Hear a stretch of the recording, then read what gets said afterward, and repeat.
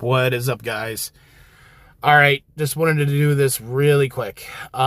This snowstorm is looking to be nasty, and from what I've seen on reports so far, it's wow. It's already taking a toll on us truck drivers out here. I do have to bring this up and say it. My fellow truck drivers, professional drivers, if you are in any of these areas that is purple, pink, or this ice blue, don't risk it. Don't risk it.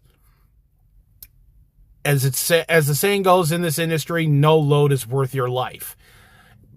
And if you just want to ignore all the warning signs, all the hazards, fine.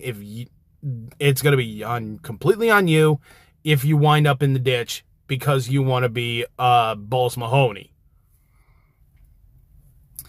But for the sake of yourself, for the sake of the vehicle, and most importantly, for the sake of your safety and your family's well-being, if you are any of these areas that are like this right now, it's not worth it. It's really not worth it. Please, drivers, stay safe.